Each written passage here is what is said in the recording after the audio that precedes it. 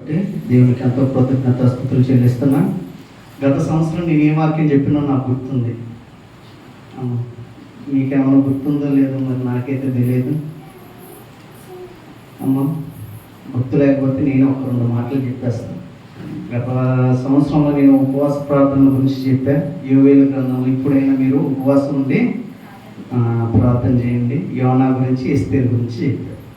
ఈ 2 మాటలు నేను చెప్పా. అప్పటికల్లా వాన పడ్డది, మధ్య మధ్యలో కరెంటు పోవడాలు ఇవి జరిగినాయి. ఆయనను దేవుడు తన కృప చేత దేవుడి మాటలు అందించడానికి సహాయం చేసిండు. నేను తడవ చేయకుండా దేవుడి యొక్క మాటలను ధ్యానించుకుందాం. మార్కు సువార్త 9వ అధ్యాయం 23వ వచనం.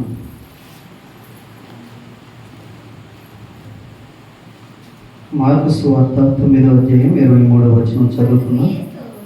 అందుకు యేసు, నమ్ముట నీ వలనైతే నమ్మువానికి సమస్తము సాధ్యమే అని అతనితో చెప్పిన. హల్లెలూయా. అదేవిధంగా 29వ వచనం కూడా చదువుదాం. అందుకు ఆయన, ప్రార్థన వల్లనే కానీ మరి దేని వలనైనా ఈ విధమైన వదిలిపోవుట అసాధ్యమని వారితో చెప్పిన. చిన్న ప్రార్థన చేసుకున్నాం. తల ఉంచినట్లయితే. పరిశుద్ధుడా, నీకు వందనాలు, స్తోత్రములు అయ్యా. ఇది మన నీ సన్నిధిలో నిలబడి కొద్ది నిమిషాలు నీకు వాక్కును ధ్యానిస్తుండగా నీవే నాతో, మాతో, మా అందరితో మాట్లాడి అయ్యా ప్రభు విన్న వాక్యాన్ని మా హృదయంలో భద్రపరుచుకుని ప్రతి ఒక్కరికి వినగల చేయమని, గ్రహించగల హృదయాన్ని అనుగ్రహిస్తారని ప్రభు యేసుక్రీస్తు నామములో అడిగి వేడుకుంటున్నాము తండ్రి, ఆమేన్. చూడండి, ఇక్కడ చదవబడిన వాక్యం మనకి బాగా పరిచయమైన వాక్యం. ఇక్కడ ఒక తండ్రి కొడుకు యేసుక్రీస్తు అదేవిధంగా శిష్యుల మధ్య జరుగుతున్న ఒక సంభాషణ. అక్కడ చూసుకున్నట్లయితే ఒక తండ్రి తన యొక్క కుమారుడుకు జబ్బు చేసి దయ్యములు పట్టి ఇబ్బంది పడుతుంటే శిష్యుల దగ్గరికి వచ్చి, అయ్యా మీరు యేసు ప్రభుల వారు అంటే 300 సంవత్సరాలు తిరిగారు కాబట్టి అయ్యా నా కొడుకును బాగు చేయగలుగుతారంటే చేయగలుగుతామన్నారు, కానీ చేయలేకపోయారు. అమ్మా ఇది చూడాలి. తర్వాత ఇదే వాదన ఆ తండ్రి యేసుక్రీస్తు దగ్గరికి పోయి, అయ్యా నీ శిష్యులు చేయగలుగుతారనుకున్నావు, నీ శిష్యులు చేయలేకపోయారయ్యా, మరి నువ్వైనా నా కొడుకుని స్వస్థపరచగలుగుతావా అంటే నేను బాగు చేయగలుగుతాను, ముందర నువ్వు నమ్ముతున్నావా అంటారు. ఇది జరిగిన తర్వాత లాస్ట్కి అతడు స్వస్థత పొందుకుంటాడు. చివరాఖరికి వచ్చేసరికల్లా వీరు ఏకాంతంగా ఉన్నప్పుడు యేసు ప్రభుల వారిని శిష్యులు అడుగుతున్నారు, అయ్యా ఇది మొత్తం దేని వల్ల జరిగిందయ్యా అంటే అక్కడ ప్రార్థన వల్లనే అంటారు. కానీ పుట్టినోట్లో చూసుకున్నట్లయితే అక్కడ ఉపవాస ప్రార్థన అంటారు. హల్లెలూయా. ఉపవాసం అంటే అమ్మా, ఉప అంటే కొంత, వాసం అంటే దేవునితో సహవాసం చేయడాన్ని ఉపవాసం. కొంత సమయం దేవునితో సహవాసం చేయడాన్ని, తిండి నీరు అన్నీ మానేసి మన ప్రాణాత్మ శరీరమును దేవునికి అర్పించుకొని భక్తి చేయడాన్నే ఉపవాసం అంటారు. హల్లెలూయా. ఈ వారం రోజులు 5వ రోజు కాబట్టి ఉపవాసం గురించి, ప్రార్థన గురించి నేను ఉంటారు కాబట్టి నేను ఉపవాసం గురించి చెప్పను. కానీ మొదటిగా మనం తీసుకున్నాగా నమ్ముట నీ వల్ల అయితే నమ్మువానికి సమస్తం సాధ్యం. హల్లెలూయా. దీన్ని ఏమంటారంటే విశ్వాసం అంటారు.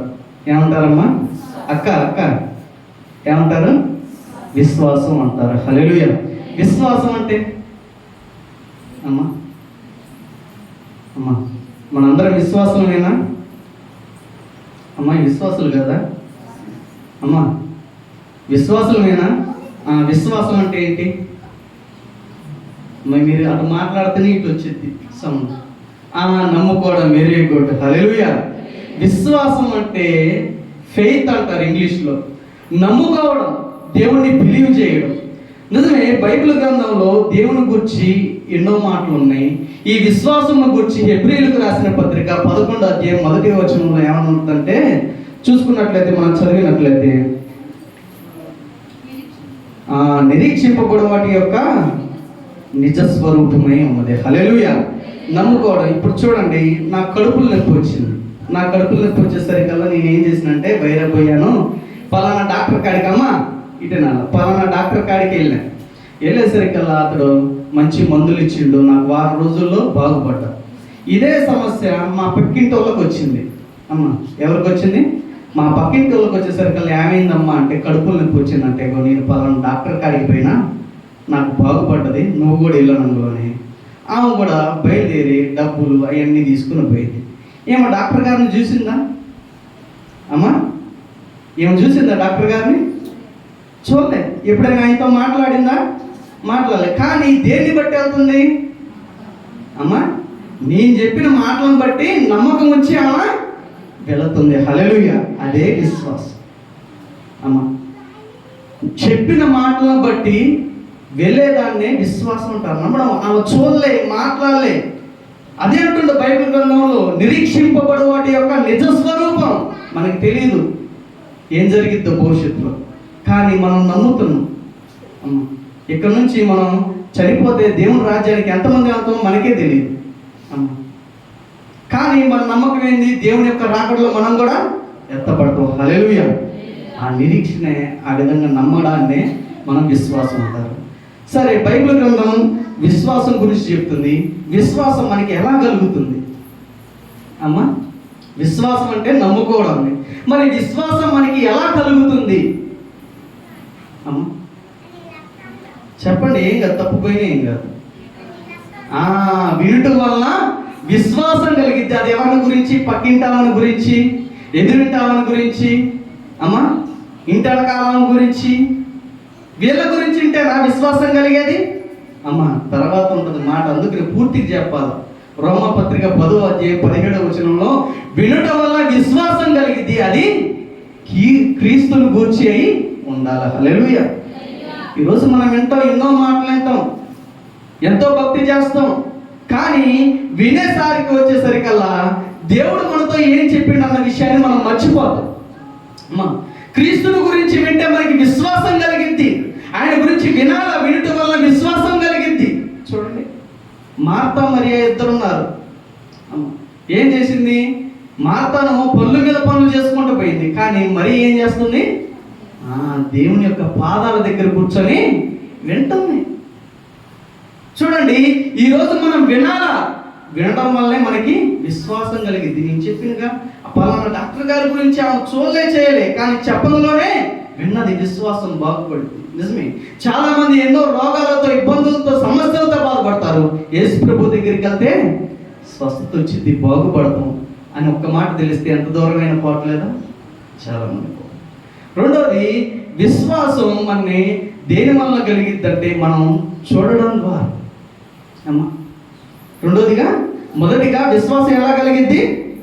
వినడం ద్వారా. రెండోది, విశ్వాసం ఎలా కలిగిద్ది అంటే చూడడం ద్వారా. చూడండి, యేసు ప్రభువు వారు పునరుద్ధానం అయ్యిండు అమ్మా. పునరుద్ధానమై శిష్యులకు కనబడినప్పుడు తోమ శిష్యులలో లేడు.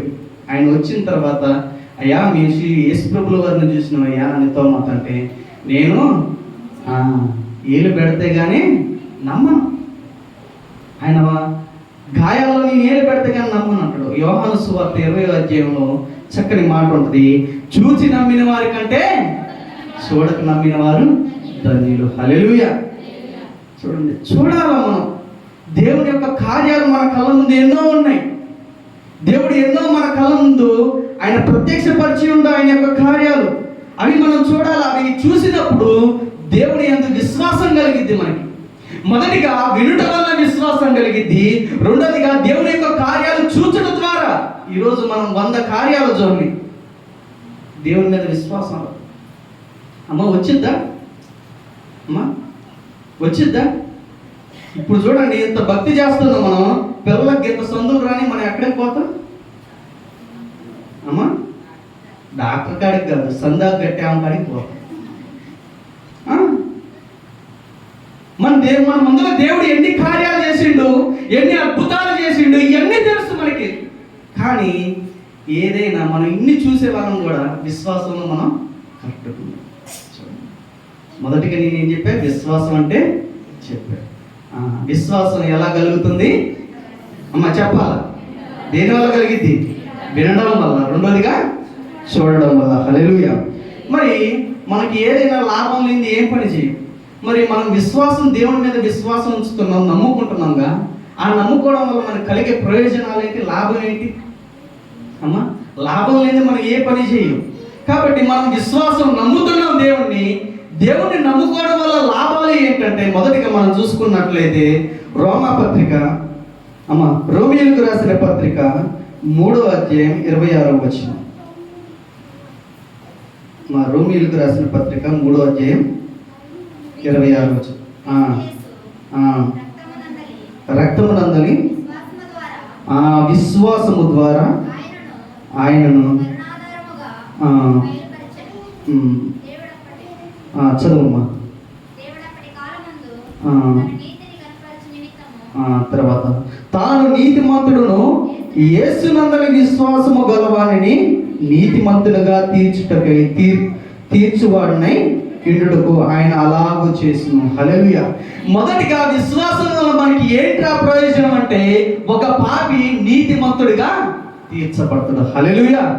అమ్మా, విశ్వాసం కలిగే ప్రయోజనం ఏంటి? మొదటిగా ఒక పాపి నీతిమంతుడిగా తీర్చబడతాడు. బైబిల్ గ్రంథంలో రోమపత్రికలో ఏ భేదము లేదు, అందరూ పాపం చేసి దేవుడు అనుగ్రహించిన మహిమను పోగొట్టుకున్నారు. నీతిమంతుడు లేడంట, ఒక్కడును లేడు. యెషయా గ్రంథం అంటే మీ నీతి క్రియలు నా దృష్టిలో మురికి గుడ్డలోనే ఉన్నాయి. ఈరోజు నీతి లేదు. అమ్మ చూడు, అమ్మ హోంవర్క్ తల్లి చూడండి, ఎక్కడైనా చర్చిల్లో ఇంటికాడ ఉన్నప్పుడు పిల్లగాలు ముద్దురారు. మీరు చూడండి, ఎప్పుడైనా ఇంటికాడ వాడు బుడదలో పొరలాడుతుండా, వానలో దడుతుండా, మట్లో ఏం చేసినప్పుడు ముద్దురాడు. కానీ చర్చికి వస్తే బహుముద్దు వస్తాడు పిల్లగాలు. మీరు చూడండి, ఎక్కడైనా ఇంటికాడ ఒక్కరు కూడా ముద్దాడరు, కానీ చర్చికి వస్తేనే వాడు లేకుండా ముద్దాడుతాడు. ముద్దు బాలేవు అక్కడ అసలుగా. మనకి వాక్యం మీద పోదు, పిల్లగాడి మీదే పోయింది. కాబట్టి జాగ్రత్తగా వినాలమ్మా. మీరు వినేదాకా నేను వదిలిపెట్టను, వింటేనే నేను ఖచ్చితంగా చెప్తాను. మీరు తల్ల ఉంచుకున్నా మౌనం ఉంటే నేను అస్సలు మాత్రం నేను వదిలిపెట్టను. నేను పేరు పెట్టి పిలిస్తే చేపెట్టి చూపించలేదు. కాబట్టి జాగ్రత్తగా. మొదటిగా విశ్వాసం వల్ల మనకి ఏం కలిగిద్ది అంటే ఒక పాపి నీతిమంతుడిగా తీర్చబడతాడు. చూడండి, అబ్రహాము దేవుణ్ణి నమ్మిన, అదే అతనికి నీతి. చూడండి, ఈరోజు మనం విశ్వాసం వల్ల మనం నమ్ముతున్నాం దేవుణ్ణి. నాకేం లాభం, నాకేం ప్రయోజనం? అందరూ గుళ్ళకు పోతున్నారు, అందరూ చర్చిలకు పోతున్నారు, నాకేంటి ప్రయోజనం అనుకోవచ్చు నువ్వు. కానీ దేవుడు అంటుండు, నీ పాపాన్ని ఆయన తీసివేసి నిన్ను నీతిమంతుడిగా మారుస్తాడు. హల్లెలూయా. మనం చాలా మంది అనుకోవచ్చు, నేనేం పాపం చేసిన. యోహాను రాసిన మొదటి పత్రికలో ఏమంటాడంటే, నాలో పాపం లేదని చెప్పుకొని ఎలా నువ్వు అబద్ధికుడు అవుతావు, నిన్ను నువ్వు మోసపరుచుకుంటావు. పాపం ఏంటి? ఆజ్ఞాతిక్రమమే పాపం. పాపం ఉండొచ్చు జీతం మరణం. ఈరోజు మనకి ఇవన్నీ తెలిసిన దేవుడు మనని నీతిమంతులుగా మారుస్తాడు. అమ్మా, మనని ఆ పాతలోక జీవితం నుంచి దేవుడు విడిపించగలుగుతాడని తెలిసి కూడా ఆయన నమ్ముకోవట్లేదు చాలా మంది. అమ్మా, నమ్మిన ఎట్టుంటున్నారంటే అల్ప విశ్వాసులుగా ఉంటున్నారు, కానీ హృదయపూర్వకంగా ఆయన భక్తి చేయండి. అందుకని ఆయన అంటాడు, వీరు పెదవులతోనే స్తుతిస్తున్నారు కానీ వీరు హృదయంలో నాకు దూరంగా ఉన్నాయి. హల్లెలూయా. కాబట్టి మొదటిగా విశ్వాసం ద్వారా ఏం జరిగిందంటే ఒక పాపి నీతిమంతుడిగా తీర్చబడతాడు. బైబిల్ గ్రంథం మనం చూసుకున్నట్లయితే 2 పేతురు రాసిన పత్రిక 2వ అధ్యాయం 7వ వచనం ఉంటాడు. ఏమని అక్కడ ఉంటుందంటే, నీతిమంతుడైన లోతు. అమ్మ, ఎవరు? నీతిమంతుడైన లోతు అంట. లోతు ఎక్కడుండు? సొదొమ గొమొర్రా పట్టణం. అది ఒక మాయా బజార్లో ఉండు.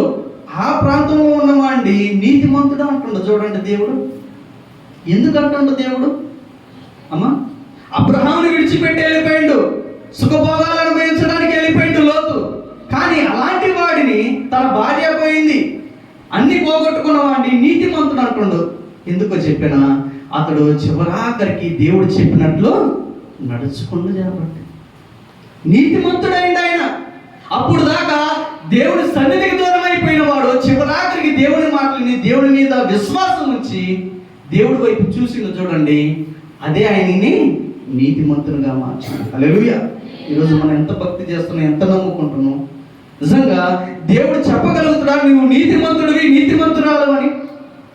అమ్మా, ఈరోజు అర్థమవుతుందా మనకి? ఎంత భక్తి చేస్తున్నా కానీ మనలో నీతి కనబడట్లే. కానీ దేవుడు అంటుండు, నువ్వు దేవుని యందు విశ్వాసం ఉంచు, ఒక నమ్మిక మాత్రం ఉంచు, దేవుడు నిన్ను నీతిమంతుడిగా, నీతిమంతురాలుగా చేసి ఒక సాక్షిగా నిలబెడతాడు. హల్లెలూయా. చూడండి, మొదటిగా విశ్వాసం వల్ల మనకి ఏం ప్రయోజనం ఉంటుంది? అమ్మా, ఒక పాపి నీతిమంతుడిగా మార్చగలుగుతాడు. హల్లెలూయా. రెండోదిగా చూసుకున్నట్లయితే హెబ్రీయులకు రాసిన పత్రిక 11వ అధ్యాయం, హెబ్రీయులకు రాసిన పత్రిక 11వ అధ్యాయం 6వ వచనం. విశ్వాసము లేకుండా దేవునికి ఇష్టడై ఉండుట అసాధ్యము. హల్లెలూయా. మొదటిగా విశ్వాసం వల్ల ఏం కలిగిద్దంటే ఒక పాపి నీతిమంతుడిగా తీర్చబడతాడు. రెండోదిగా విశ్వాసం వల్ల ఏం కలిగిద్దంటే మనం దేవుడికి ఇష్టలుగా మారగలుగుతాం. హల్లెలూయా. ఈరోజు మనం భక్తి చేస్తున్నాం, విశ్వాసం ఉంచుతున్నామని, అమ్మా దేవుడు ఏనాడైనా మాట్లాడిండా, నువ్వు చేసే భక్తి నాకు ఇంపుగా ఉంది, నువ్వంటే నాకు ఇష్టం తల్లి అని అంటుందా? అమ్మా చూడండి, ఏనాడైనా మీరు అడిగారు, ప్రభువా నేనంటే ఇష్టమా ప్రభువా? అమ్మా వాళ్ళని వీళ్ళని అడుగుతుంటాం, ఈ చీర బాగుందా, ఇది బాగుందా, ఈ డ్రెస్ బాగుందా అడుగుతున్నాం. ప్రభువా నేను చేసే భక్తి నీకు నచ్చుతుందా, నీకు ఇష్టంగా ఉన్నా? అమ్మా చూడండి, విశ్వాసం లేకుండా దేవుడికి ఇష్టడుగా ఉంటా అసాధ్యం. నీకు విశ్వాసం ఉండాలి, నువ్వు దేవుడికి ఇష్టంగా ఉండాలంటే. అమ్మా నీకు ఇష్టం వచ్చినప్పుడు నమ్మి వాటి మొత్తం నమ్ముకోని తర్వాత యేసయ్య నువ్వే నా ప్రాణం అంటే కుదిరిద్దా? చూడండి, దీనికి పైన వచనాల్లో చూసుకున్నట్లయితే ఒక భక్తుల గురించి ఉంటుంది. 4-5 వచనాల్లో విశ్వాసమును బట్టి అమ్మ 5వ వచనం చదువమ్మా. విశ్వాసమును బట్టి హానోకు మరణము చూడకుండానట్లు కొనిపోబడును, అతడు దేవునికి ఇష్టడై ఉండని సాక్ష్యం పొందెను, కాగా దేవుడు అతన్ని అతడు కనపడలేదు. హల్లెలూయా. హానోకంట దేవుడికి ఇష్టముగా నడుచుకుందంట. చూడండి, ధర్మశాస్త్రం లేదు, అమ్మా దేవుడి యొక్క ప్రత్యక్షత లేదు, ఏమీ లేదు. కానీ హానోకంట దేవుడితో పాటు నడవడం మొదలు పెట్టిండంట. చూడండి, దేవుడికి ఇష్టడుగా ఉండడం మొదలు పెట్టిండంట. చూడండి, ఈరోజు దేవుడితో నడవడం మనకి ఇష్టం లేదు, దేవుడి దగ్గరికి నడవడం మనకి ఇష్టం లేదు, దేవుడి మీద విశ్వాసం ఉంచడం ఇష్టం లేదు. కానీ హానోకు తన కుటుంబీకుల్ని సైతం వదిలిపెట్టి దేవుడితో పాటు నడవడం మొదలు పెట్టిండంట. హల్లెలూయా. చూడండి, ఈరోజు నడుస్తున్నామా దేవుని దగ్గరికి? ఎంత ప్రయాసపడుతున్నామా? సేవకులు రేయనక పగలనక, నిజమే దైవ సేవకులకు కాలుకు గాయమైనా కానీ చూడండి దేవుని మీద ఎంత ప్రేమ ఉంటే అక్కడ నుంచి రావాలి, ఖమ్మం నుంచి ఇక్కడికి. ఈరోజు మనకు అర్థమవుతుందా మనం దేవుడికి ఇష్టడుగా ఉండగలుగుతున్నామా? హానోకు గురించి దేవుడు సాక్ష్యం చెప్తుండు. అతడు కొనిపోబడక ముందంట దేవుడికి ఇష్టంగా ఉన్నాడు, భూలోకంలో ఉన్నప్పుడే ఇష్టంగా ఉన్నాడు. ఒక భక్తుడు అంటాడు, ఆయన దేవునితో పాటు మాట్లాడుకుంటూ నడుచుకుంటూ పోతుంటే పరలోకానికి వెళ్ళిపోయారంట. దేవుడు అన్నంట, అయ్యా ఎంత దూరం వచ్చినా ఇక మళ్ళీ ఏం పోతావు, నేను 2వ రాకడలో నిన్ను భూమి మీదకి పంపిస్తాను. చూడండి ఎంత మైమరిపించిపోయాడు, ఎంత ఇష్టంగా ఎంత ప్రాణంగా ఉండుంటే దేవుడు తీసుకుని పోవాలి, ఏ విధంగా భక్తి చేస్తుంటే దేవుడు తీసుకుని పోవాలి. ఈరోజు మన విశ్వాసాన్ని బట్టి దేవుడు ఇష్టమని చెప్తాడమ్మా. అమ్మ అర్థమవుతుందా తల్లి? మన విశ్వాసాన్ని బట్టి, నువ్వు నమ్ముకునే దాన్ని బట్టి నువ్వంటే నాకు ఇష్టమని దేవుడు చెప్పగలుగుతాడా? ఆ మాట రాగలిగిద్దా? అసలు చుట్టూ వాళ్ళకి ఏమిటి దేవుడు అంటే బహు ఇష్టం చెప్పగలుగుతారు వాళ్ళైనా? మన పిల్లలే చెప్పరు, పొరపాటు. మన పిల్లలే చెప్పరు. మీరు అడగండి, అమ్మా నీకు ఏది ఇష్టమమ్మా, బంగారం ఇష్టమా, డబ్బు ఇష్టమా, ఈ దేవుడు ఇష్టం అంటే లేదు. అయ్యా దేవుడు ఎప్పుడు ఉండడు అయ్యా, బంగారం డబ్బే ఉండదు అయ్యా, అయ్యే కావాలంటాం. చూడండి, ఈరోజు ఈ భక్తి మనకి, ఈ ఇష్టాలు మనకి దేనికి ప్రయోజనకరంగా ఉండవు. విశ్వాసం లేకుండా నువ్వు దేవునికి ఇష్టడై ఉండట అసాధ్యం. హల్లెలూయా.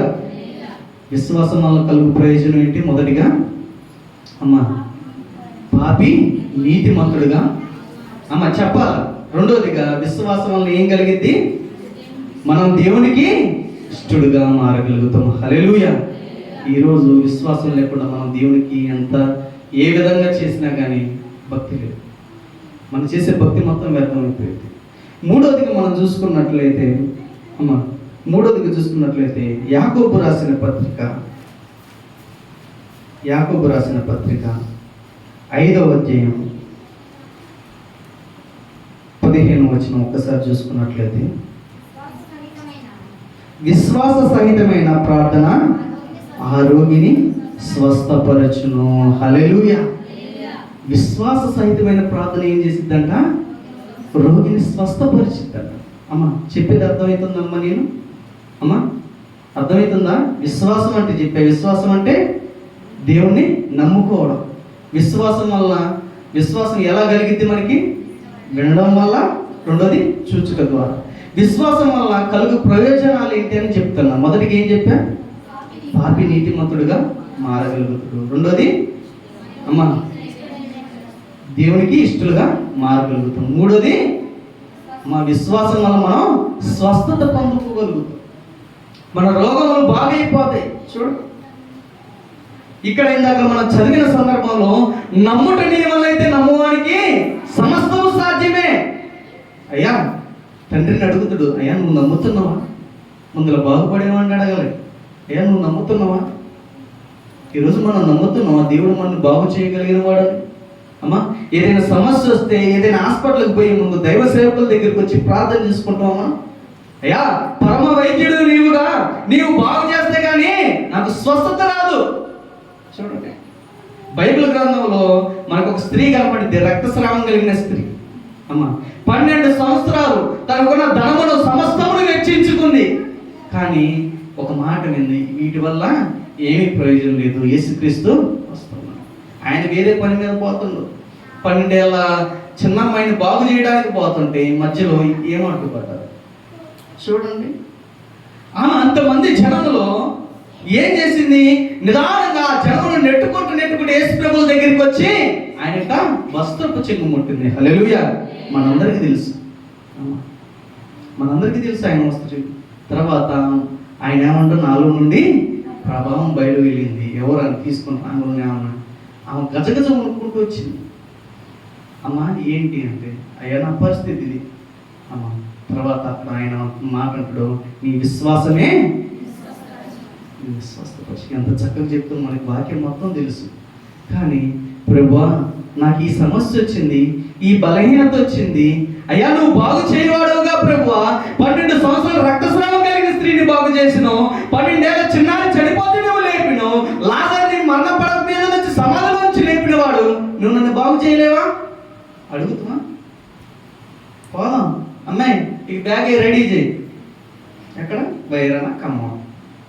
అయ్యగారు మరి వెళ్తున్న పలానా చోటకి, నీ దేవుడి మీద విశ్వాసం ఉంది, మీరు ప్రార్థన చేయండి. ఏనాడైనా అమ్మా, ఏనాడైనా మనకి ఈ విశ్వాసం ఉండదు. వాక్యం మాత్రం శ్రద్ధగా వింటాం, మంచిగా గుర్తుంటున్నాం. కానీ దేవుడు అంటుండు, నీ విశ్వాసం ఉంచితే నీ రోగము స్వస్థపరచబడింది. ఇప్పుడు చూడండి, క్యాన్సర్ పేషెంట్లు చచ్చుకుంటే చర్చలకే వస్తారు. ఎందుకంటే అక్కడికి పోతే ఏముండదు, వాడు ముందుగానే చెప్పేస్తాడు. ఫస్ట్ 2 స్టేజ్లు అయితే కొంచెం చూసుకుంటాడు, రండి అని. 3వ స్టేజ్లో కొత్తలేదు, ఇక వద్దులేరా బాబు నువ్వు ఇంటికాడు. వీళ్ళు ఎక్కడికి పోతారంటే దేవుని మందిరానికే వస్తారు. ఇక వీళ్ళకి ఏదే దారి ఉండదు. ఆడదాకా తెచ్చుకునే కన్నా ముందుగానే దేవుని మీద విశ్వాసం ఉంచితే నీకు దేవుడు ఆరోగ్యం ఇవ్వడు. మనం ఏంటంటే చేతులు కాలిన తర్వాత ఆకులు పట్టుకుంటాం. మనకి అన్ని వాక్యం తెలుసు, అన్ని మాటలు తెలుసు. కానీ నీకు బలహీనత ఉన్నప్పుడు, నీకు రోగం ఉన్నప్పుడు దేవుని సన్నిధికి వచ్చి నువ్వు ప్రార్థన చేస్తున్నావా? విశ్వాసం ఉంచుతున్నావా? హిజ్కియా మహారాజు అమ్మ ఎక్కడికి వచ్చిండు? పోయిండా? పెద్ద పెద్ద డాక్టర్ల దగ్గరికి పోయిండా?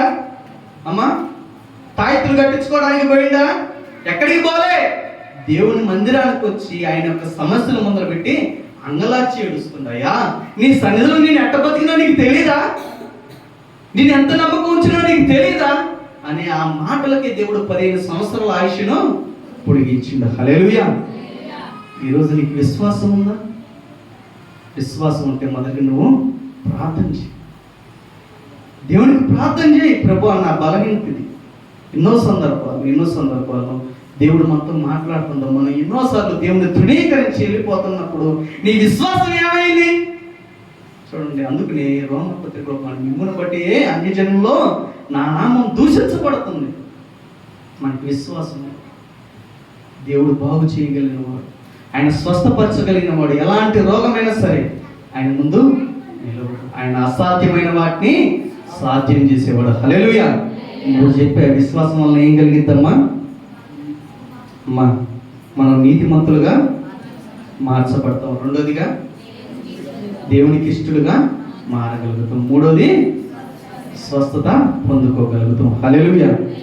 నాలుగోదిగా మనం చూసుకున్నట్లయితే 1 పేతురు రాసిన పత్రిక 5వ అధ్యాయం 8వ వచనం. అమ్మ అర్థమవుతుందా తల్లి? అమ్మ అర్థమవుతుందా?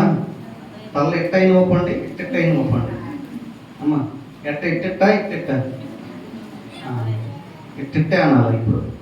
అమ్మ చదవాలి. 5వ అధ్యాయం 8వ వచనం. నిబ్బరమైన బుద్ధి గలవారై మెలకువగా ఉండుడి.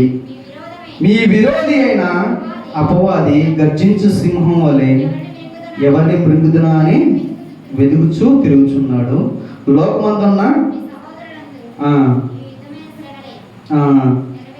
నెరవేరుచుంది. విశ్వాసమందు స్థిరులై వారిని ఎదురించుడి. హల్లెలూయా.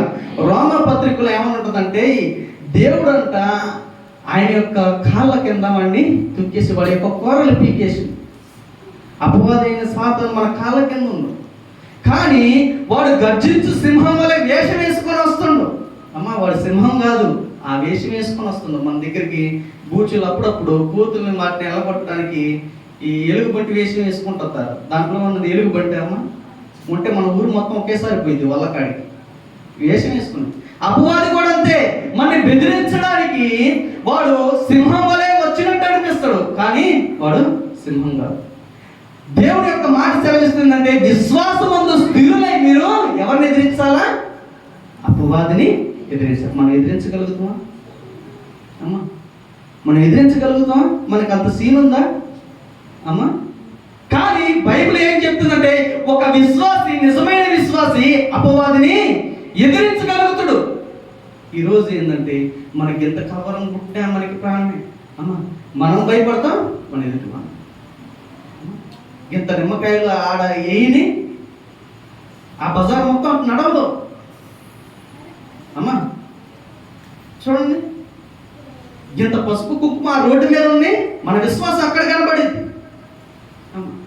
చూడండి, ఎట్టాగే ఒక పాస్టర్ గారు ఏం చేసిందంటే, మనుగూరు దగ్గర ఒక దయ్యం పట్టింది ఒక అమ్మాయికి. ఆ దయ్యం పట్టేసరికల్లా ఆ అమ్మాయిని వదిలేద్దామని పోతుంటే, ఆ అమ్మాయి ఎవరు పోయినా కానీ అసలు పోవట్లేదు. అయితే ఒక పాస్టర్ గారికి కొంచెం ఏంటంటే అధిక ఉత్సాహం ఉంటుంది. ఆ పాస్టర్ గారు ఏం చేసిందంటే, నేను ఎలగొడతాను. ఆ పెద్ద పాస్టర్ గారు అంటుండే, వద్దురా బాబు, ఒక 2-3 పోతేనే కొంచెం ఆ అమ్మాయి దురుసుగా ప్రవర్తిస్తుంది, వద్దురా బాబు అంటే, నేను వెళ్ళగొడతాని పోయారు. కారులో పోయారు. ఇతను ఏం చేసిందంటే, ఆ అమ్మాయి ఆ రూమ్లో ఉందంటే, మీరు ఎవరు రావద్దని పోయి లోపలికి పోయి అమ్మాయిని దయ్యం వదిలేస్తాను బైబిల్ పట్టుకుని పోయేసరికి అలా సైలెంట్ అయిపోయింది. తర్వాత వాము వాయు అని అంటున్నారు. ఏం దానికి వీళ్ళు కిటికీలో చూస్తే ఆ అమ్మాయి పాస్టర్ గారిని కొట్టి గుండెల మీద పట్టుకొని గుద్దుతుంది, మీద కూర్చుంది. ఇదే సన్నివేశం మనకి బైబిల్ గ్రంథంలో కనపడింది. స్కేవయ్య కుమారులు ఏం చేస్తారంటే, పౌలు భక్తులు శిష్యులు మొత్తం బాగు చేస్తుంటారు, దయ్యాలు వెళ్ళగొడుతుంటారు, అన్నీ చేస్తుంటే ఈ స్కేవయ్య కుమారులు ఏం చేస్తారంటే, నేను కూడా వెళ్ళగొడదామని ఒక అతని దగ్గరికి పోతే వాడు అంటాడు, నాకు యేసుక్రీస్తు తెలుసు, పౌలు తెలుసు, మీరెవరు అమ్మా? యేసుక్రీస్తు తెలుసు, నాకు పౌలు తెలుసు, మీరెవరు అని గుడ్డలు కూడా తీసి పంపించి చూసా. ఎప్పుడైనా అన్నారమ్మా? చదివారు అపోస్తల కార్యగ్రంథంలో ఉంటుంది. మీరు అపోస్తల కార్యగ్రంథంలో మనకి 19వ అధ్యాయంలో ఉంటుంది. ఈరోజు మనం అంతే, పైకి బిల్డప్గా విశ్వాసమనే, కానీ అపవాదం వచ్చి మన ముందు నిలబడితే మనం అడలెత్తిపోతాం. ఇంకా అసలు వాస్తవం చెప్పాలంటే, మనం అపవాదిని ఎదిరించాం, అపవాదిని ఇంటికి ఆహ్వానిస్తాం. మనం ఎంత చక్కగా ఆహ్వానిస్తాం అంటే, వాడు దారిని పోతున్నా కానీ, రారా బాబు మా ఇంటికాడ కాసేపు కూర్చొని పో అని చెప్పే రకాలు తయారవుతున్నారు. కానీ పౌలు భక్తుడు ఏమంటుండో తెలుసా? అతడు పుతోను అనే దయ్యం పట్టిన స్త్రీని గద్దించంగానే ఆ పుతోను దయ్యం ఏంది, ఆ చిన్నమ్మాయిని విడిచి వెళ్ళిపోయింది. ఎంత విశ్వాసం ఉండాలి అమ్మ? చూడండి, పౌలు శీలలు వీళ్ళు నడుచుకుంటూ పోతుంటే వాళ్ళ యొక్క నీడబడి స్వస్థత పొందుకున్నారు. వారి యొక్క నడికట్లు పట్టుకున్న వాళ్ళు బాగుపడ్డారు, దయ్యాలు వెళ్ళిపోయాయి. ఎంత విశ్వాసమో చూడండి. ఈరోజు మన విశ్వాసం అపవాదిని ఎదిరించేదిగా లేదు, అపవాదికి సాగిల పడేది. ఎదిరించగలుగుతున్నావా? యాకోబు పత్రికలో ఒక మాట అంటాడు ఆయన 2వ అధ్యాయంలో, ఆ యేసు ప్రభు మాట వినగానే దయ్యానికి ఏం పడుతుంది? వణుకు పడుతుందంట, గడగడ వణుకుతున్నాయి అంట దయ్యాలు. హల్లెలూయా. అక్క ఉన్నావా? ఎవరికి భయం పుట్టేది? దేవుని నామ వినంగలోనే. మన మేనమావకి తెలుసా అమ్మ? అపవాది మన మేనమామ మీకు నమ్ముతారో నమ్మరో కానీ ఎవరు ఇడిచిపెట్టినా కానీ ఆయన ఇడిచిపెట్టడం మనం. నువ్వు వద్దన్నా కానీ వద్దనే ఉంటాడు అపవాది. అందుకని ఆయనకు మేనమామని పేరు పెట్టుకోవాలి మనం. ఎప్పుడు మనమ్మటే ఉంటాడు. ఈరోజు మనం అపవాదిని, విశ్వాసం అనే డాల్ ఉంది మనకి, దాని ద్వారా అపవాదిని మనం ఎదిరించలేకపోతున్నాం, వాడికి సాగిల పడిపోతున్నాం. మన భక్తిది చూడండి. ఈరోజు మనకి విశ్వాసం సరిగ్గా ఉన్నట్లేదు. అందుకనే అల్ప విశ్వాసులారా అంటుండ దేవుడు. చూడండి, కానీ దేవుడు ఏమని సెలవిస్తుందంటే, దేవుని యొక్క మాట, నీవు విశ్వాసం కలిగి ఉంటే అపవాదిని ఎదిరించగలుగుతావు. హల్లెలూయా. చూడండి, 4 మాటలు చెప్పారు. విశ్వాసం వల్ల ఏం కలిగింది? మొదటిగా అమ్మా నీతిమంతులుగా మార్చబడతాం. రెండోది, మూడోది స్వస్థత పొందుకుంటాం. 4వదిగా అపవాదిని ఎదిరించగలుగుతాం. నువ్వు విశ్వాసం దేవుని గురించి విను, దేవుని సన్నిధిలో ప్రార్థించు. నీ విశ్వాసాన్ని చూసి అపవాది భయపడాలి. నువ్వు అపవాదిని చూసి భయపడకూడదు. అన్నాడు, ఇన్ని రోజులు ఉపవాసం ఉండి ప్రార్థన చేస్తున్నావు, భక్తి చేస్తున్నావు, ఇన్ని వాక్యాలు అంటున్నావు, నువ్వు అపవాదికి భయపడితే ఏం సుఖం? అమ్మా, నీ విశ్వాసాన్ని బట్టి అపవాదే గజగజ వనకాల. హల్లెలూయా. కాబట్టి మనం భక్తి క్రమంగా చేయాలి. హల్లెలూయా. 4 చెప్పిన తర్వాత విశ్వాసం కలిగిన వారికి కొన్ని లక్షణాలు ఉంటాయి. అమ్మ, ఇప్పుడు ఫిట్స్ ఉంటాయి. ఫిట్స్ ఉన్న వాళ్ళకి ఏమంటే అయితే ఫిట్స్ వచ్చినప్పుడు ఏం చేస్తారు వాళ్ళు? అమ్మ, కింద పడిపోయి తనుకుంటారు. అమ్మ, అంతేనా అమ్మ? అంతేనా? మీకు వెళ్ళి ఏమన్నా ఎగురుతారు గాల్లో? ఏమన్నా చెప్పండి, నోరు లేపండి అమ్మ, మీరు నిద్రపోవద్దు, ఇటు వినాలా.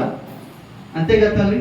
ఒక్కొక్కరికి ఒక్కొక్క లక్షణాలు ఉంటాయి, ఒక్కొక్క జబ్బున్న వాళ్ళకి ఒక్కొక్క లక్షణాలు. కానీ విశ్వాసం కలిగిన వాళ్ళకంట, విశ్వసించే వాడికి కొన్ని లక్షణాలు ఉంటాయంట. మొదటిగా మనం చూసుకున్నట్లయితే బైబిల్ గ్రంథంలో యెషయా గ్రంథం 28వ అధ్యాయం 16వ వచనంలో ముగింపులోనికి వచ్చినాం మనం. అమ్మ, ఏం బాధపడదు. యెషయా గ్రంథం 28వ అధ్యాయం 16వ వచనంలో చూసుకున్నట్లయితే ఇలాగ సెలవిచ్చుచున్నాడు,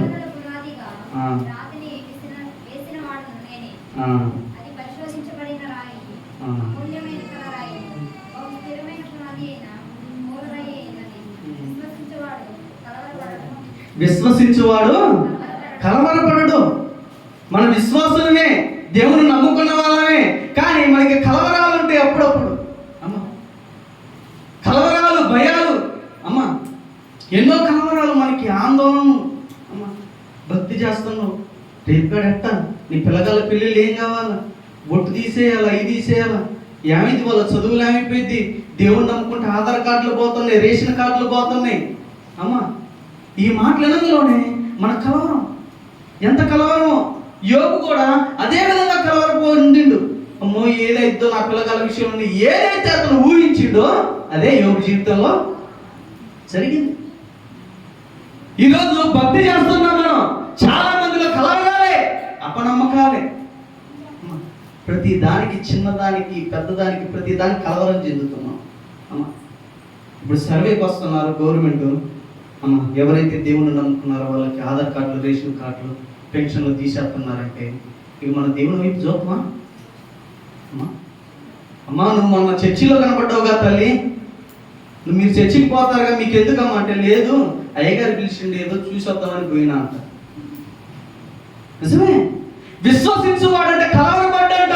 బైబిల్ గ్రంథంలో మనం చూసుకున్నట్లయితే దానియేలు యొక్క స్నేహితులు ఉన్నారు, షడ్రక్, మెషక్, అబేద్నెగోలు. చూడండి, బాబు ప్రతిమకు మొక్కాలరా అంటే లేదు, మొక్కేదే లేదు. అందరూ అంటున్నారు, అయ్యా మొక్కకపోతే అగ్నిగుండంలో వేస్తారు, జాగ్రత్త జాగ్రత్త చెప్పి. ఎంతోమంది వేస్తూనే ఉంటారు ఏదో ఒక పొల. వీళ్ళు ఒకటన్నారు, మా దేవుడు రక్షించినా ఏం బాగలేదు, రక్షించకపోయినాను ఏం బాగలేదు, నేనైతే ఈ ప్రతిమకు మొక్కు.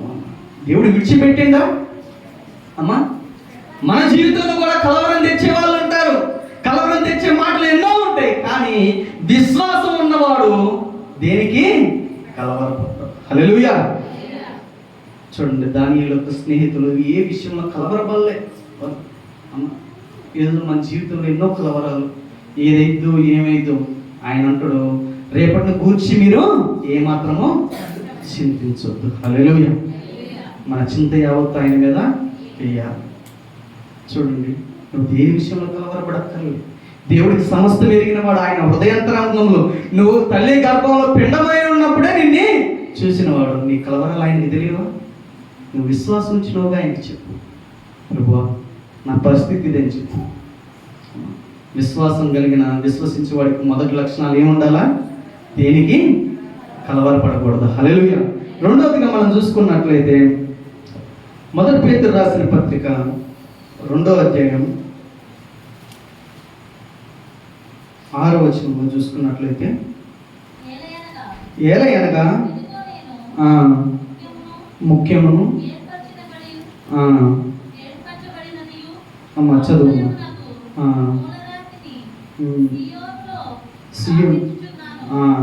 ఆయన యందు విశ్వాసం ఉంచువాడు ఏ మాత్రమును సిగ్గుపడడు. హల్లెలూయా. విశ్వాసానికి సిగ్గు ఉంటుందా అమ్మ? పాటలు పాడే విషయంలో, ప్రార్థించే విషయంలో పౌలు భక్తుడు అంటాడు, నీ సువార్త గురించి సిగ్గుపడవాను కాదు. సిగ్గు లేకుండా ఎన్నో మాటలు మాట్లాడుతుంటారు, కానీ దేవుని గురించి ఒక్క మాట మాట్లాడితే ఇక్కడ పెళ్ళిళ్ళైనా ప్రస్తాపులైనా బైబిల్ తీసుకుని ఎంతమంది పోతారు తల్లి? అమ్మా, ఇప్పుడు ఏదైనా ప్రయాణం ఉంది, ఎంతమంది బైబిల్ పట్టుకొని పోతారు? సరే, హాస్పిటల్కి వెళ్తున్నారు, ఎంతమంది బైబిల్ పట్టుకొని పోతారు? అమ్మా, ఏదైనా ఫంక్షన్కి ఊరికి పోతున్నారు, ఎంతమంది బైబిల్ పట్టుకొని పోతున్నారు? అమ్మా, దేనికి సిగ్గు? పెళ్ళిలో బైబిల్ పట్టుకుని పోతే ఏంది ఇది, ఏమన్నా ప్రార్థన? బైబిల్ ఇచ్చినాం అనందులో మనకి సిగ్గు ఇట్ట దాచేస్తారు. అంతేకమ్మా. అక్క తీసుకొని పోతారు. అక్క చెప్పండి, మీరు నిజం చెప్పండి. అసలు పాల్గొనే సంస్థలు నిజమే చెప్తారు. అమ్మ, మొన్న వచ్చిన అబ్రహాము చెప్పింది, మీరు కుదురుగా ఉండి ఉంటారంట. హల్లెలూయా. చక్కగా ఉంటారు. అందుకనే ఆ నమ్మకంతోనే నేను కూడా వచ్చి చెప్తున్నాను. అమ్మా, తీసుకొని పోతారా? అమ్మా, విశ్వసించేవాడంట సిగ్గుపడంట. చూడండి, ఆయన పౌలు భక్తుడు ఏమంటుండంటే, నేను సువార్త గురించి సిగ్గుపడేవాడిని కాదు. మనకన్నా ఎక్కువ సిగ్గు ఎవరికి ఉందంటే పేతురుకు ఉంది. అమ్మ, మొహమాటం 3 సార్లు బొంకిండి, యేసు ప్రభు ఎవరో తెలియదండ. అమ్మ, సత్య సిగ్గు ఆయనకి. కానీ దేవుని ఆత్మ చేత నింపబడిన తర్వాత అదే పేతురు నిలబడి ఒక్క ప్రసంగం చేస్తే ఎంతమంది? 3000 మంది రక్షణ పొందారు. అయ్యా, దేవుని యొక్క మాటలు వినేసరికి మేము ఏం చేయాలయ్యా అంటే, మీరు ప్రతి ఒక్కరు మారు మనసు పొంది బాప్తిజం తీసుకోండి. ఎవరు? ఇదే పేతురు, సిగ్గున్న పేతురే, వెనక్కిపోయిన పేతురే, అన్నిటికీ దడిసిన పేతురే. కానీ ఆయన ఏమంటున్నాడు చూడండి, విశ్వాసం ఉంచుకోవడంట ఏ విషయంలో సిగ్గుపడ్డం. మనం బైబిల్ పట్టుకుని పోవడానికి సిగ్గే అమ్మా, ఎక్కడైనా ప్రార్థన చేయడానికి సిగ్గే, సువార్త 4 మాటలు చెప్పడానికి సిగ్గే. కానీ వ్యర్థమైన మాటలు మాట్లాడేటప్పుడు సిగ్గు రాదు. రోడ్ల మీద ఉండి బూతులు మాట్లాడేటప్పుడు మనకి అలవాటైనట్టు ఉంటుంది. చీ అన్నట్టు మనం ఉంటాం అమ్మా. ఆ విషయంలో సిగ్గు రాదు మనకి. కానీ దేవుడి విషయం కాడికి వచ్చేసరికి సిగ్గు. ఈరోజు ఆ భక్తి మనకు అవసరం లేదు. నువ్వు దేవుని నమ్ముతున్నావు, నువ్వు దేవుని అంగీకరించినావు, ఆయన నీ తండ్రి కాబట్టి నువ్వు ఎక్కడికి పోయినా నీ చేతిలో పరిశుద్ధ గ్రంథం ఉండాలి. ఇది లేకపోతే ఒక భక్తుడు నీవు ఇప్పుడు బైబిల్ని మోస్తే భవిష్యత్తులో బైబిల్ నిన్ను మోస్తుంది. ఈ మాస్తం చెప్తున్నాగా, మనకి ఎక్కడికి పోయినా సిగ్గు అవుతుంది. దేవుని మాటలు నేను దేవుని నమ్ముకున్నా అని చెప్పుకోవడానికి కూడా ఈ రోజుల్లో చాలా మంది సిగ్గు. అమ్మ చెల్లి, అమ్మ సిగ్గుపడొద్దురా, ఏనండి అమ్మ, సిగ్గుపడే టైం కాదు. ఈరోజు సిగ్గు, మనం దేవుని గురించి ప్రకటించడానికి మనకు సిగ్గు రావాలి. మనకి దేనికో సిగ్గుపడుతున్నాం, కానీ దేవుడి విషయంలో విశ్వాసి ఎప్పుడు సిగ్గుపడకూడదు. హల్లెలూయా. విశ్వాసం కలిగిన వాడికి లక్షణాలు ఏమంటే, మొదటిగా దేనికి కలవరపడదు విశ్వాసం. రెండవది, విశ్వాసి దేనికి సిగ్గుపడటం. మళ్ళా తప్పు చేసినట్టే సిగ్గుపడతాడు. మనం మహాదేవుడు, ఆయన రాజులకు రాజు, ఆయన ప్రకటించే విషయంలో ఎందుకు సిగ్గుపడాలి మనం? కాబట్టి మనం సిగ్గుపడక్కర్లే. చివరికి నేను ఒక మాట చెప్పి చూపిస్తాను. నేను హెబ్రీయులకు రాసిన పత్రిక 11వ అధ్యాయం అమ్మా, హెబ్రీయులకు రాసిన పత్రిక 11వ అధ్యాయం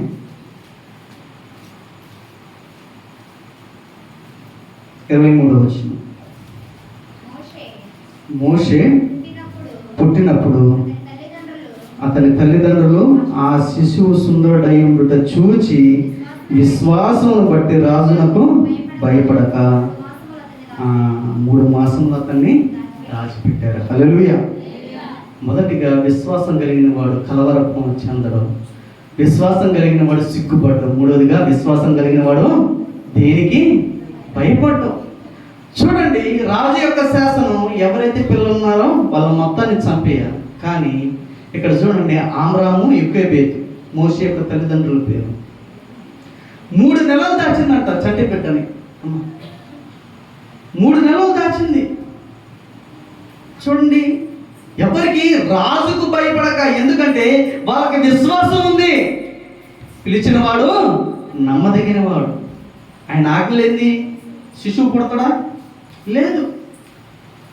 చూడండి, ఎవరైతే చంపించాలని అనుకున్నాడో వాళ్ళ ఇంట్లోనే పోషించబడేలా దేవుడు చేసిండు. హల్లెలూయా. ఒక నిజమైన విశ్వాసి దేనికి భయపడ్డాడు? హల్లెలూయా. అందుకని బైబిల్ గ్రంథంలో మత్తయి సువార్తలో 4వ అధ్యాయం 20వ వచనంలో ఏమనుకుందంటే, నేను మిమ్మల్ని నా వెంబడి రండి, నేను మిమ్మల్ని మనుషుల పట్టు అయినా మీరే మనుషుల పట్టు జాలరిగా చేస్తాను. హల్లెలూయా. ఆ జాలరి సేవకుడైతే ఆ యొక్క వల ఏంటంటే సంఘం. చూడండి, ఆ జాలరి యేసు ప్రభువు సేవకుడు, ఆ వల సంఘం. ఒక జాలరంట చూడండి వల వేయడానికి వెళ్ళిండంట. సముద్రంలోనికి వల వేయడానికి వెళ్తే ఆ జాలని వల వేసిన తర్వాత మొట్టమొదటిగా ఏంటి తీస్తాడో తెలుసా వీటిని తీస్తాడు. జాలరి వల వేయడానికి వెళ్ళిండు. ఆ వలలో కొన్ని పడ్డాయి. వాటిలో మొదటిగా దేన్ని తీస్తాడు? చేపలు తెస్తాడా? మా తల్లి. మొదటిగా జాలరి ఏం చేస్తాడో తెలుసా? కర్ర పొలాలు ముళ్ళు ఏమన్నా ఏమన్నా నాచులు గవ్వలు తెస్తాడు. గవ్వల వల్ల, ఈ నాచు వల్ల, కర్ర పొలాల వల్ల ఏమన్నా ఉపయోగం ఉందా జాలరికి? అక్క ఉంటుందా? అక్క ఉండదు. సంఘంలో కూడా చాలామంది ఇట్టాగే ఉంటారు.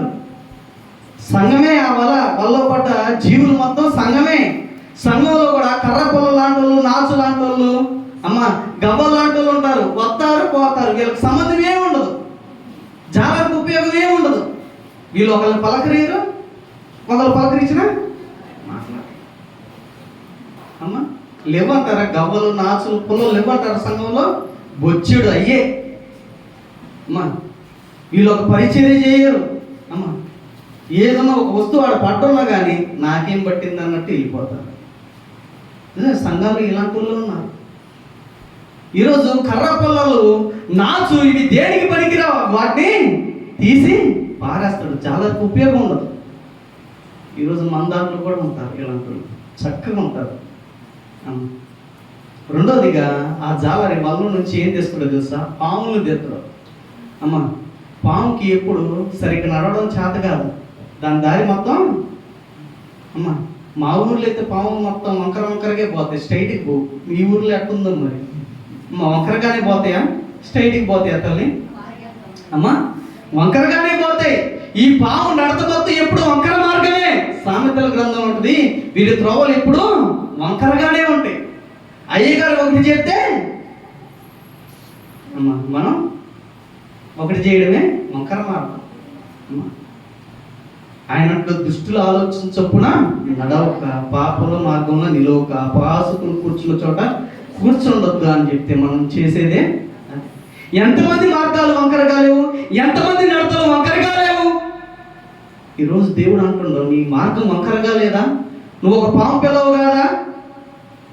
కానీ దేవుడు అంటుండవు, ఇగో ఒక వ్యక్తి దేని చేత తన నడతను శుద్ధి చేసుకుంటాడో, తన దేవుని యొక్క వాక్యాన్ని జాగ్రత్తగా కైకొన్న చేత, వాక్యం చేత నీ నడతను శుద్ధి చేసుకో.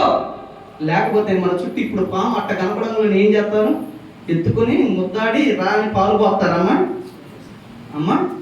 చంపి ఆడపడతారు. దేవుని జీవితంలో, దేవుని విషయంలో అంతే. నీ మార్గం వంకరగా ఉన్నాయేమో సరి చేసుకోవాలి వాక్యం చేత. ఆ పాములాగే నేను నడుచుకుంటూ పోతా అంటే ఏదో ఒక రోజు ఎవరో ఒకరి చేతికి చిక్కుతావు, అప్పుడు తెలుసు. మొదటికి ఏం తెస్తారమ్మా జాలరే? కర్ర పొలంని నాచుని. రెండోదిగా పాములు తెస్తారు. మూడోదిగా ఏంటంటే తాబేళ్ళు కూడా పడతాయి అప్పుడప్పుడు వాళ్ళు. తెలుసా అమ్మ తాబేలు? అమ్మ తాబేలు ఎప్పుడు నెమ్మదే అమ్మ. చిన్నప్పుడు మా కథ ఉండేది, మీకుందో లేదు కానీ కుందేలు తాబేలు కథ ఉండేది. కుందేలు ఎట్టకేలకు ఓడిపోయింది, తాంబేలే నిదానం గెలిచింది. తాంబేలుకి ఎప్పుడు ఏంటంటే నెమ్మది. మనకేంటంటే చాలామంది తాంబేలు అంటూ ఉంటారు, మందిరానికి ఎంత నెమ్మదిగా వస్తారు అసలు ఏమైనా చీమ ఏమైనా చచ్చిపోయింది, పురుగు ఏమైనా చచ్చిపోయి జాగ్రత్తగా అసలు ముందు వెనక చూసుకొని నడుపుతారు. అక్క అర్థమవుతుందా? తాంబేలు అంటూ ఉన్నారు, మందిరానికి సమయానికి రారు. మళ్ళీ ఇదే తాంబేలు ఉరికిద్ది, ఫంక్షన్లకు ఉరికిద్ది అమ్మ. ఇదే తాంబేలు పనులకు ఉరికిద్ది. ఇప్పుడు ముఠా పనికి 7 గంటలకు పోతాను, రోడ్డు మీద ఆటో పెట్టినామంటే ఇరుక్కొని కూర్చుంటారు. 6:30కి వచ్చి 6 సీటు పోయింటారు. కానీ మందిరానికి సమయానికి రారు అమ్మ. చూడండి, ఈరోజు మనకి సిగ్గుండాలి దేవుని మందిరాల్లో మనం గడపడానికి. ఎందుకంటే మన నడకలు చిన్నగా అయిపోయినాయి. వేరే వాటికి అసలు మనం పరిగెత్తుతాం. బుద్ధి ఉండాలి మనకి. ఈరోజు తాంబేలు అవుతున్నాం ఎందుకు? దేవుని మందిరంలో తాంబేలు నడికెందుకమ్మా అమ్మా? బయట వ్యవహారాలకి, బయట ఫంక్షన్లకి, వాటికి వీటికి అయితే మనకి పరుగులెత్తుతాం, కానీ దేవుని మందిరానికి పరుగెత్తుతున్నామా? ఈరోజు మనం ప్రశ్న వేసుకోవాలా. తాంబేలులాగా నిదానికి ఏముంది, పాటలు అయిపోయిన తర్వాత పోదాం, ప్రార్థన అయిన తర్వాత పోదాం, వాక్యం అప్పుడు పోదాం. ఎవరికి కావాలి నీ భక్తి అమ్మా? నీ నడత ఎవరికి కావాలా? నువ్వు తాంబేలులాగా ఉంటే నువ్వు ఉపయోగపడవు, దేవునికి ఉపయోగపడవు. నువ్వు తీసి పారేస్తాడు. అక్రమం చేయవాలరా నా యొద్ద నుంచి వెళ్ళిపోండి. నువ్వు పడ్డంత మాత్రం, సంఘానికి వచ్చినంత మాత్రాన నువ్వు వెళ్ళవు. దైవుని సేవకుడు చెప్పినట్టు నడుచుకుంటే అమ్మా. నువ్వు తాంబేలులాగా నడుస్తున్నావు. నేను నమ్ముతున్నా మీరు లేరనుకుంటున్నా మీ దాంట్లో తాంబేలు. మా సంఘంలో కాముంది తాంబేలు అమ్మా. ఉంటారు, ఎవరో ఒకరు ఉంటారు. మా సంఘంలో అయితే ఉన్నారు, మీ సంఘంలో లేరు. మీకు వందనాలు అందరికీ అమ్మా. కాబట్టి జాగ్రత్తగా ఉన్నారు. ఇంకేం పడతాయి వాళ్ళు అమ్మ? నత్తలు ఎప్పుడైనా చూసారా తల్లి అమ్మ? నత్తలు చూసారా అమ్మ? ఇప్పుడు రోడ్ల మీద ఉంటుంటాయి నత్తలు. వాళ్ళు ఆ నత్తలు కూడా పడతాయి. ఎంతంటే ఆ నత్త ఇక్కడ పట్టుకోకుండా మెత్తగా ఉంటుంది, ముడుచుకుంటుంది. పైన మాత్రం గట్టిగా టెప్పర్ లారీకినప్పుడు బలవు ఒక్కోసారి అమ్మ. వీళ్ళు అంతే, ఎంత మెత్తగా ఉంటారు, మనతో పాటే ఉంటారు, ఎంత చక్కగా మాట్లాడతారు. చిన్న మాటని బహు కఠినం అయిపోతారు. దైవ సేవకు లేదైనా అమ్మ ఇట్లా నడుచుకుంటున్నావు, ఇది తప్పు, కొంచెం ఏమన్నంటే ఇక అప్పుడు దాకా అయ్యగారు ప్రైజ్లో, అయ్యగారు వందనాలు, అయ్యగారు బాగున్నారా, తిన్నారా అన్నోళ్ళు కఠినాత్ములు అయిపోతారు. అయ్యగారు కంట కనపడ్డా ఎట్ట తిరిగింది, మీ మూతులు మొత్తం ఇక తిరుగుతాయి. గొల్లపుడికి వెళ్ళి ఇటేమో బోనకెళ్ళి తిరుగుతాయి. నిజం, చాలామంది ఈ నత్తలాగా ఉన్నారు సంఘాల్లో. పొరపాటున ఒక మాట ఏదైనా చెప్తే లేదు, హృదయాన్ని కఠినపరుచుకుంటున్నావు. కానీ నువ్వు మారడానికి ఎన్ని కన్నీళ్లు గార్చారు, నిన్ను రక్షణలోకి నడిపించడానికి. నీకు బాగోలేనప్పుడు ఎవరో ఉపాసాలని ప్రార్థన చేశారు, నువ్వు ఎంత కఠినాత్మంగా పోతావు అమ్మా? నీ పాత స్థితి ఒకసారి గుర్తు చేసుకో. ఆ పాత స్థితిలో నువ్వు దేవుడి దగ్గరికి వెళ్ళగలుగుతున్నా? నీకోసం ఎంత అంగలార్చి ఉండాలా? ఇప్పుడు ఒక్క మాటకి నువ్వు కఠినాత్మురాలు అవుతున్నావు. కఠినాత్ములు అయిపోతున్నారు చాలా మంది. పైకి మెత్తగా ఉంటున్నారు, మొత్తం కటు వాత వేయబడిన మనస్సాక్షి ఉంది. ఈ నత్త వాళ్ళ ఉపయోగం లేదు దేవుడికి. చాలా మంది నత్తలాగే ఉంటున్నారు. ఇంకా మహా ముదురులు ఉంటారు దీంట్లో. ఇంకా అమ్మ ఈ వల్ల కూడా నత్తలతో పాటు కప్పలు దూకుతాయి. కప్పలు ఉంటాయి. ఈ కప్పక నడవడం చేత కాదు, దూకడమే. అయ్యగారు గద్దించి నీ పాపాన్ని మానుకో, నీ ప్రవర్తన మానుకో అని ఒక్క మాట గద్దిస్తే రెండో రోజు ఏరే సంఘంలో కనబడింది అమ్మ. కప్పే దూకడమే, ఇక మార్చేది ఇక ఏమి లే. అక్కడ కూడా సేవకుడు ఉన్నంత మట్టికి నీ ప్రవర్తన మార్చుకొని అక్కడ నుంచి దూకే కప్పలు ఉన్నాయి ఈరోజు సంఘాల్లో అమ్మా. ఈ కప్పలు వెళ్తాయి పర్లోక రాజ్యానికి? దూకే కప్పలు లేరా? ఒక్క మాట దైవ సేవకులన్నీ గద్దించి ఆత్మీయంగా అమ్మా మీ శ్రేయస్సు కొని, మీ మంచి కొని ఒక్క మాటని రెండో వారంలోనే ఆ సంఘానికి పోయి అయ్యగారు ఎట్లా ఈ మాట అంటే అసలు అనొచ్చానండి. అయ్యగారు ఏ పాటి వాడు? మీ ఇచ్చే కానుకతో చందబియ్యంతో బతికేవాడు. అంతేనా? మన ముందు అంతే. అయ్యగారికి 100 రూపాయలు ఇస్తే అయిపోయింది. మనం అనుకుంటున్నామేమో కానీ పరలోక రాజ్యంలో ఉన్నతమైన స్థానం సేవకుదే. హల్లెలూయా. అమ్మ ఈరోజు కప్పలాగా ఒక మాట నీ మంచి కోరి ఒక మాట గద్దిస్తే నువ్వు ఎందుకు దూకుతున్నావు తల్లి? అమ్మ దూకుతావు. ఆ సంఘంలో గద్దించడా దేవుడు? మరి అక్కడ ఎక్కడ దూకుతావు? నూతిలో దూకాల. అమ్మ ఈరోజు ఇలాంటి కప్పలు తయారైన సంఘాల్లో ఈ కప్ప పోయేది కాక ఇంకో కప్పను తీసుకుని పోయేది. అమ్మ మీరు అట్లా ఉండకండి. అమ్మ ఉండరని నమ్ముతున్నా నేను. అమ్మ ఉన్నాయి ఆ దూకే కప్పలు. అమ్మ ఒక మొక్కలు అస్సలు చూసుకోవద్దు తల్లి. అమ్మ ఉంటే నాకు దూకే స్వభావం ఉందయ్యా, నేను దూకిచ్చినయ్యా కొన్ని కప్పలు అనుకుంటే లేదు. దేవుని చిత్తం అయితే వాళ్ళు మళ్ళీ నడిపించండి వెనకబడ్డ కప్పల్ని. అదే గొప్పదండి. వెనకబడి ఏ కప్పలు ఉన్నాయో వాటి మొత్తాన్ని తిరిగి నడిపించండి. మీరు కప్పల్లాగా దూకొద్దు. హల్లెలూయా. చివరిగా వీటితో పాటు కూడా కొన్ని పడతాయి. మీకు తెలుసు లేదా, పీతలు మహాముదురులు. అమ్మ పీతలు తెలుసా? పీతలకు ముందరకు కూడా చేత కాదు. పోతే ఇటు పోతే అటు. ఎండ్రకాయలు అంటారు. అర్థమైంది ఇప్పుడు? పొలం గట్లు గడ బొక్కలు చేసుకుని ఉంటాయి. అమ్మ తెలుసమ్మ, ఎంతమందికి తెలుసమ్మ చేయలేకుండా ఎండ్రకాయలు? అమ్మ అయ్యగారు తర్వాత చెప్పండి. ఎండ్రకాయ ఒక బొమ్మ వేసి చూపిస్తే మనకి అర్థమైపోయింది. అమ్మ ఎండ్రకాయ ఎప్పుడు పీతలు అంటారు వాటిని. అది ముందరికి ఎప్పుడు పోదు. పోతే ఇటువైపు ఇటువైపు. సంఘాల్లో ఎండ్రకాయలు అంటూ ఉంటారు. అమ్మ క్రిస్మస్ ఈస్టర్ వస్తే చర్చిలో కనబడతారు. దసరా దీపావళి సంక్రాంతి వచ్చినప్పుడు వీళ్ళు కనబడతారు. అక్కడ కూడా కనబడతారు. ఇక 4 రోజులు అయితే వినాయక చవితికి రథసారథులు వీళ్ళే. వీళ్ళే రథసారథులు. లేరు అనుకుంటున్నారా? బొచ్చిన మంది ఉన్నారు కోకొల్లలుగా. అమ్మ ఈస్టర్ క్రిస్మస్ వస్తే హల్లెలూయా స్తుతి మహిమ ఇక్కడే. ఇక్కడ నుంచి పండగలు రాని వేరే పండుగలు అక్కడ కనబడేది ముందుగా విశ్వాసులు. రథసారథులు ఉండి నడిపిస్తారు. మా ఊర్లో 4 పెళ్ళిళ్ళు జరిగింది. చక్కగా ఒక్క పెళ్ళికి పోలే. పాస్టర్ గారు పిలిచింది. దేవుని మందిరం ముందు ఉన్నప్పుడు పరిశుద్ధ పరిశుద్ధ అంటే ఎంత చక్కగా పాట ఉంటుందో, కళ్యాణమే వైభోగమే. ఆ దాటిన తర్వాత బుల్లెట్ బండి. మీరు నమ్ముతారు నమ్మరు, 4 పెళ్ళి భోజనాలు కాదు కదా, ఆ దిక్కు కూడా చూడలే నేను. సాయికి తెలిసే ఉంటుంది. 4 రోజులు పెట్టారు వాళ్ళు కూడా, మా ఏరే వాళ్ళు. అడగండి, 4 పెళ్ళిళ్ళు వరుసగా అంతే. ఎవరా అంటే వీళ్ళు క్రైస్తవులే, ఎవరా అంటే వీళ్ళు దేవుడు నమ్మిన వాళ్ళే. ఏ పెళ్ళిరా అంటే దేవుడు చేసిన పెళ్ళే, సేవకుడు చేసిన పెళ్ళే. ఏంది అమ్మ మన వాళ్ళు లేరా? డీజే పాటలకు ఎగిరే వాళ్ళు లేరా? అమ్మ ఇక్కడ మందిరంలో ఎగురుతాం, అక్కడే ఎగురుతాం. అమ్మ ఇక్కడ పాటలు పాడతాం, అక్కడ డ్యాన్సులు వేస్తాం. సిగ్గుండాలి మనకి. అమ్మ పీతలను పట్టుకోగలను మందులు ఆ కొమ్ములే నరుకుతాడు. ఆ కొమ్ముల్ని ఇరిసేస్తాడు వాడు జావరి. ఈరోజు నీ కొమ్ము నా కొమ్ము ఏదో ఒక రోజు ఇరుతాడు. నేను వాస్తవం చెప్తానుగా, నువ్వు పీతలాగా ప్రవర్తిస్తున్నావు. చాలా సందర్భాల్లో భక్తి ముసుకేసుకొని పండగలకు ఇటు, ఆ పండగలకి అటు. ఎంతమంది అమ్మా ఆచారాలు, ఇన్ని వాటికి పోవట్లే. ఈరోజు బుద్ధి ఉండాలి మనకి, మన పిల్లల్ని పంపడానికైనా మనం పోవడానికైనా. ఒక్క సాక్షులు సంపాదించుకో. వీళ్ళు దేవుడు నమ్మిన వాళ్ళు, వీళ్ళ దగ్గరికి మనం పోకూడదు. మా కాడ పేర్ల సావిడి జరిగింది. మా ఇంటి కాడికి కూడా రాలేదు డబ్బులు అడగడానికి. ఏ చందాలకు రారు, వినాయక చందాలకు ఏటికి రారు. నేను పొరపాటున అట్టుకోను.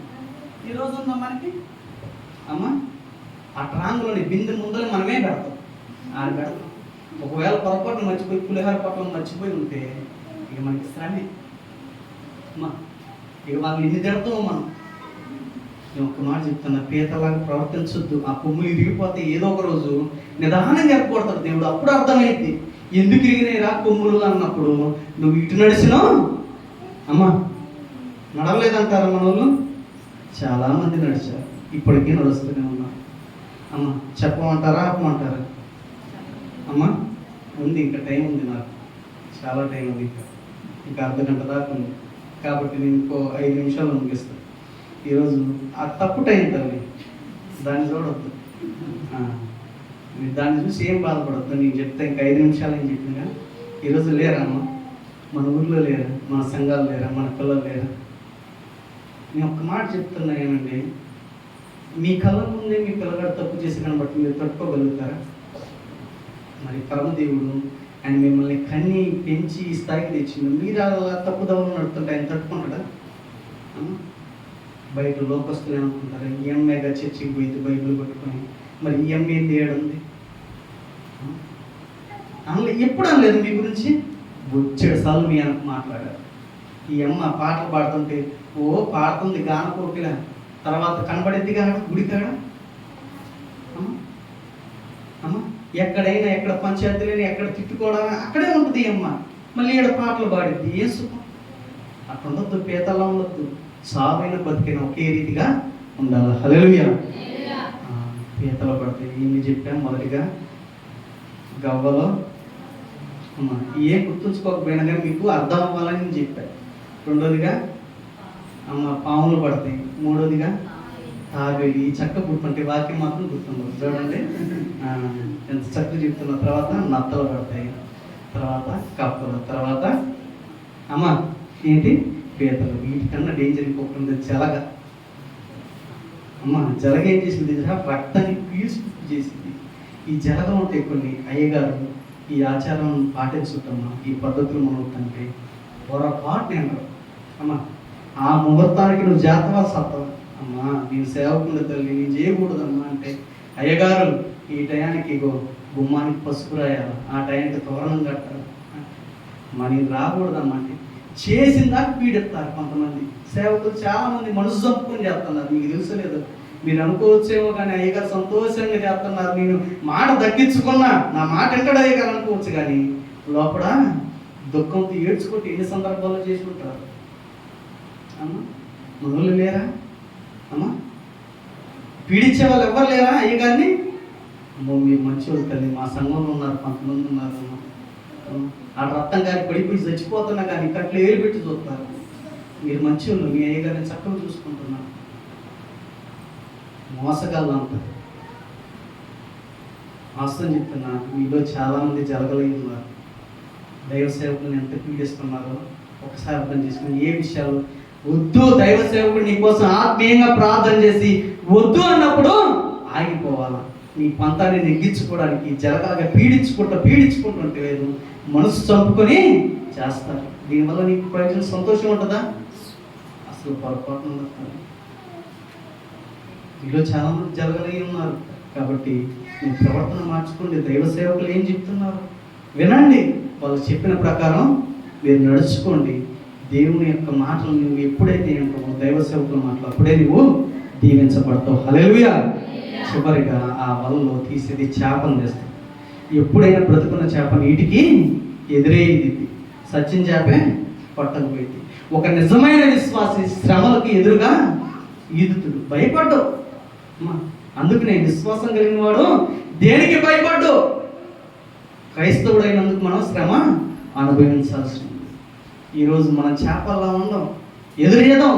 కొన్ని శ్రమలకైనా కష్టాలకైనా వాటికి కొంచెం ఎదురేదామన్న ఒక ఆలోచన ఉండదు. కానీ ఒక చిన్న చేపల పక్కి పిల్లైనా చూడండి, అది ఎదురయ్యింది. మీరు నీటికి అస్సలు కొట్టుకొని పోతుంది. నీటికి కొట్టుకొని పోతుందంటే అది సచ్చిన చేపే. ఈరోజు మనలో చాలామంది సచ్చిన చేపల్లా బతుకుతున్నారు. కానీ ఒక నిజమైన చేప ఎప్పుడూ నీటికి ఎదురుద్ది. ఒక నిజమైన విశ్వాసి దేనికి భయపడకుండా శ్రమలకైనా కష్టాలకైనా ఎదురేది. హల్లెలూయా. మరి విశ్వాసం కలిగిన దానివేగా, విశ్వాసిదేగా, మరి భయపడుతున్నావా? భయపడట్లేదు. మనకు మనం ప్రశ్న వేసుకుంటే చాలు. అర్థమైందమ్మా? ఒక నిజమైన విశ్వాసి భయపడతాడా? భయపడ్డు. ఇది మొత్తం చెప్పడానికి చెప్పే మీకు అర్థం అవ్వాలా అమ్మ.